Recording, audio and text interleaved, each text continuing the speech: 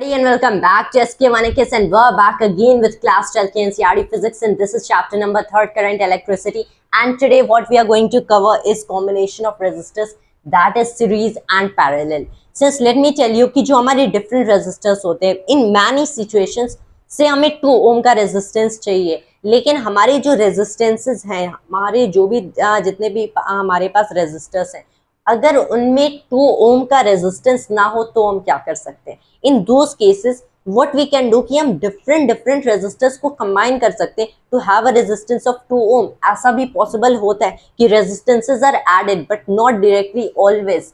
Basically 2 main kind की series and parallel combination होती है रेजिस्टर्स की, यानी कि आप 2 काइंड के कॉम्बिनेशन में रेजिस्टर्स को प्लेस कर सकते हो to have a different kind of resistance. We are going to discuss about that actually, and what we can see that we can also see a third kind of a combination of resistors जहाँ पे दोनों series and parallel combination भी हो सकते हैं. We're going to look at that. First of all, let's see a little bit how different kind of resistors are combined. तो पहले तो हम लोग देख लेते हैं combination of resistors in series. इसमें क्या होगा कि आपके पास एक रेजिस्टर यहाँ पे है, इसको आपने कनेक्ट कर दिया end to end. Remember this is the thing, end to end आपने कनेक्ट कर दिया विद अनदर रेजिस्टर. तो यहां पे से इस रेजिस्टर की रेजिस्टेंस R1 है, इसकी R2 है. तो जो आपको फाइनल रेजिस्टेंस मिलेगी, यानी कि जब एक करंट इन रेजिस्टर की कॉम्बिनेशन से पास करेगा तो वो जो रेजिस्टेंस एक्सपीरियंस करेगा that will not be equal to R1, not be equal to R2. Rather ये इनकी कॉम्बिनेशन पे होगा. ये कैसे होगा? Will discuss about that later on, will discuss really about that. एक और कॉम्बिनेशन देख लेते हैं कि यहाँ पे तो total resistance half way different हो गई जब हम लोगों ने एंड टू एंड कंबाइन किया. एक ये पॉसिबल कॉम्बिनेशन हो सकती है. This is another possible combination for resistors. This is the parallel combination, series combination. ये सीरीज कॉम्बिनेशन है of resistors, this is parallel combination.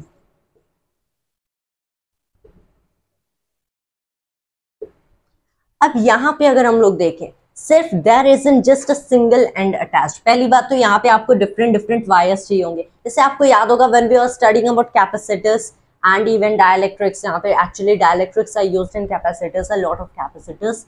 तो कैपेसिटर्स में जब हम लोग स्टडी कर रहे थे, there were also 2 different ways, 2 different combination techniques जिससे आप कैपेसिटर्स को कंबाइन कर सकते हो to have a different kind of capacitance. वैसे ही similar way में there are 2 different here, and in both for capacitors and for this you can say resistors, you have series combination, parallel combination. Just like capacitors, parallel combination में भी all you have to do is, यहाँ पे actual में different parts will be used, लेकिन both ends will be connected to each other. यहाँ पे single and connected है, लेकिन यहाँ पे इस रेजिस्टर का ये वाला भी इवन दो इनडायरेक्टली, लेकिन ये वाला कंपोनेंट इससे कनेक्टेड है, ये वाला भी एंड इससे कनेक्टेड है, टर्मिनल्स एक्चुअली. दैट इज यहाँ पे दोनों पैरेलल प्लेस्ड हैं. तो जो हमारी नेट करंट होगी, यहाँ पे तो करंट स्ट्रेट डायरेक्शन में जाएगी. जब करंट यहाँ से पास करेगी, कुछ करंट इस रेजिस्टर के थ्रू जाएगी, कुछ इस रेजिस्टर के थ्रू जाएगी, फाइनली ये लोग वापस आएंगे, करंट यहाँ से पास करेगी. That is how it flows. ये पैरेलल कॉम्बिनेशन हो गई. सीरीज एंड पैरेलल के कंबाइंड फॉर्म्स भी एग्जिस्ट कर सकते हैं. यानी कि आपके पास ऐसा हो सकता है कि एक रेजिस्टर आपने ऐसे रखा, जिसका रेजिस्टेंस से यहाँ पे हम लोगों ने इसको बोल दिया R1, R2 कुछ ऐसे हैं. इस केस में आपने R1 रेजिस्टर कुछ यहाँ पे रखा, फिर you have a parallel combination.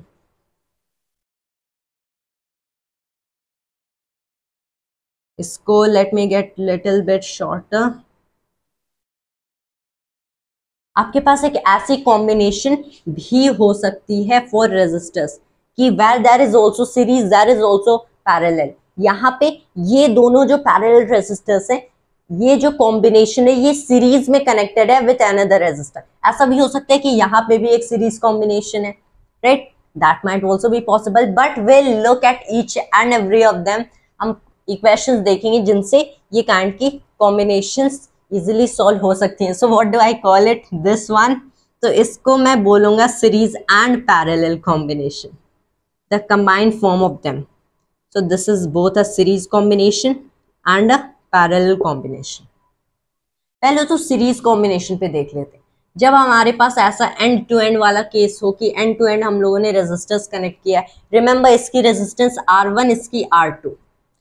एक सिंगल करंट इन दोनों रेजिस्टर्स से फ्लो करेगी. Remember current even though it passes through the resistors, ऐसा नहीं होगा कि यहाँ से करंट I1 फ्लो करी है, यहाँ से I2 फ्लो करी है.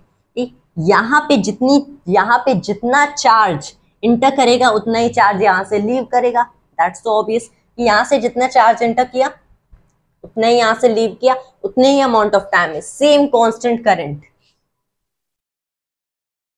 That is I.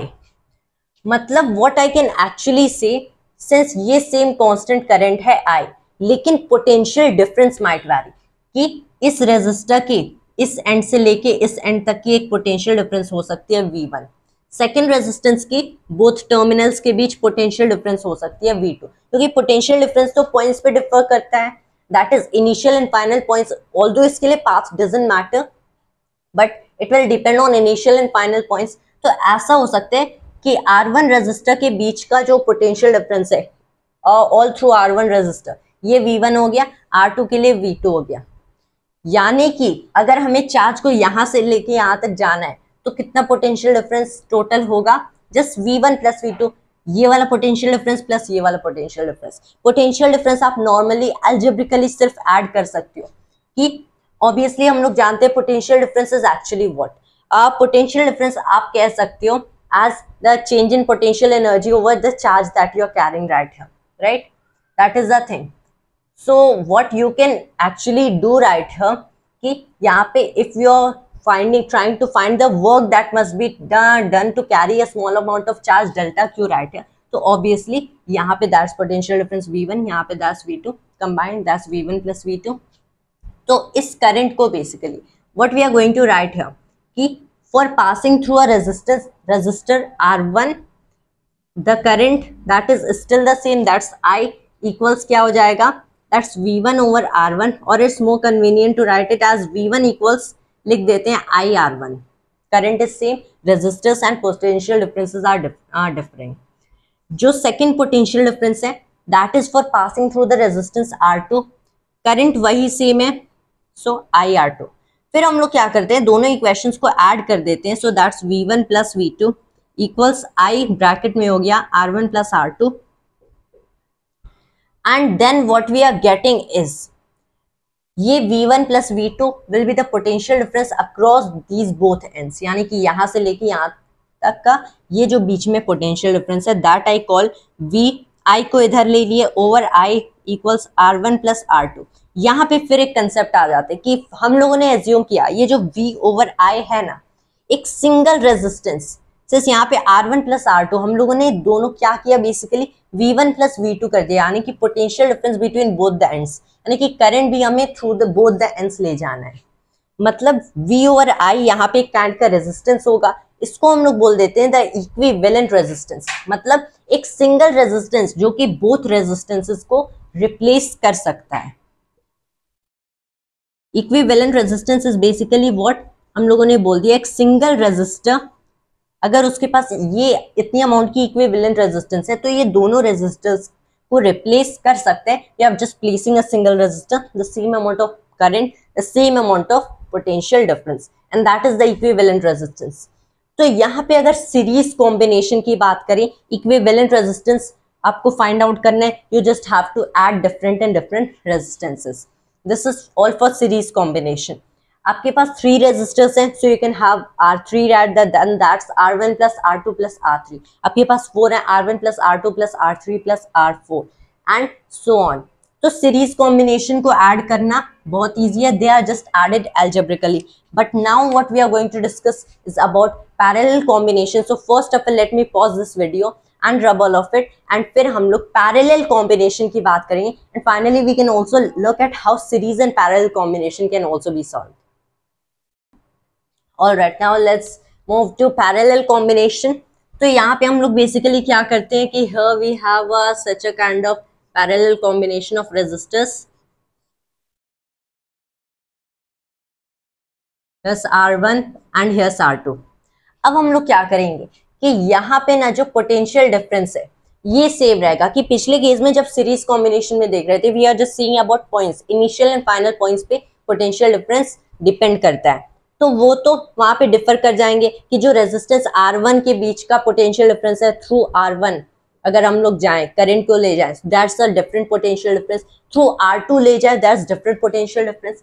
लेकिन यहाँ पे व्हाट थिंग इज इजी कि पोटेंशियल डिफरेंस सेम है, करंट गोज थ्रू R1 उतना ही potential difference goes through R2 उतना ही पोटेंशियल डिफरेंस, क्योंकि पोटेंशियल डिफरेंस पॉइंट्स पे डिपेंड करता है, just the initial and final doesn't depend on the path.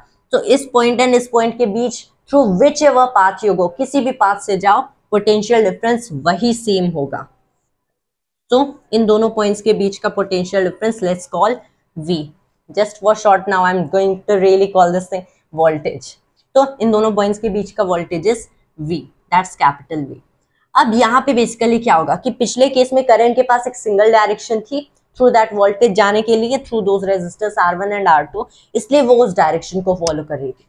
यहाँ पे क्या होगा कि करंट के पास दो डिफरेंट डायरेक्शंस है, इसलिए करंट क्या करेगी, स्प्लिट अप कर जाएगी। एक डिफरेंट करंट इस रेजिस्टर के थ्रू जाएगी I1, एक डिफरेंट करंट इस रेजिस्टर के थ्रू जाएगी I2। करंट स्प्लिट अप करके यहाँ से इनिशियली I अमाउंट की करंट जा रही थी, फिर ये स्प्लिट अप कर गई दो पार्ट में I1 एंड I2, इस पॉइंट पे फाइनली आके फिर से ये I हो जाएगी। So that's what's happening. यहाँ पे एक वोल्टेज कांस्टेंट है, so what we are going to write here is, हमें पता है कि I तो I1 प्लस I2 की इक्वल होगा, जो करंट I थी वही तो दो पार्ट में स्प्लिट अप कर गई, सो I1 प्लस I2। अब हम लोग क्या देख सकते हैं कि I1 R1 के थ्रू पास कर रहा है, सो इसको मैं लिख सकता हूं एज I1 R1 के थ्रू पास कर रहा है, तो यहाँ का वोल्टेज इज सेम एज यहाँ का वोल्टेज, तो ये हो गया V ओवर R1। जो I2 है ये कितना होगा, R2 के थ्रू पास कर रहा है V ओवर R2। तो इन दोनों टर्म्स को हम लोग ऐड कर सकते हैं to get a single value of I। तो I क्या हो गया, I1 प्लस I2 यानी कि V over R1 plus V over R2, V common ले लो, 1 by R1 plus 1 by R2। यहां पे फिर V को इस साइड ले लेते हैं, दैट्स ये हो गया I over V equals 1 by R1 plus 1 by R2। अब फिर से हम लोग इक्विवेलेंट रेजिस्टेंस का कंसेप्ट देंगे यहाँ पे कि बेसिकली क्या है कि ये जो I ओवर V देख रहे हैं, first of all let's think over V over I। V over I क्या होगा, इन दोनों पॉइंट्स के बीच potential difference that is voltage कितना है V, total current leave about की इस रेजिस्टर से डिफरेंट पास करे, इससे डिफरेंट पास करे, दोनों का सम इज एक्चुअली I, लेकिन इस वोल्टेज के थ्रू टोटल करंट कितना पास कर रहा है I, यानी कि इन दोनों पॉइंट्स के बीच टोटल रेजिस्टेंस कितना होगा V over I, that is हम लोग टोटल रेजिस्टेंस देख रहे हैं, जैसे इक्विवेलेंट रेजिस्टेंस, यानी कि अगर मैं इन दोनों रेजिस्टर्स को हटा भी दूं तो मुझे कितना रेजिस्टेंस चाहिए ताकि एक सिंगल रेजिस्टर इन दोनों रेजिस्टर्स को रिप्लेस कर सकता है, जिसे हम इक्विवेलेंट रेजिस्टेंस कहते हैं, that is V over I। तो V over I is the equivalent resistance,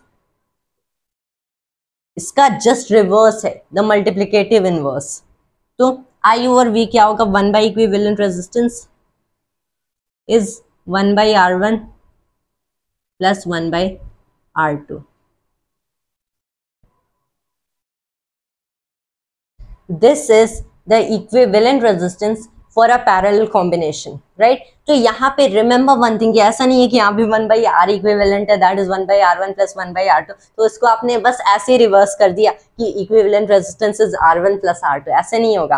rather दो रेजिस्टर्स हैं, for two resistors I am writing, तब इक्विवेलेंट रेजिस्टेंस कितना होगा, आपको बस क्या करना है कि first of all add them, ये हो गया R1 plus R2 over R1 R2, फिर इसका मल्टीप्लिकेटिव इनवर्स करना है, तो ये हो जाएगा R1 R2 over R1 plus R2।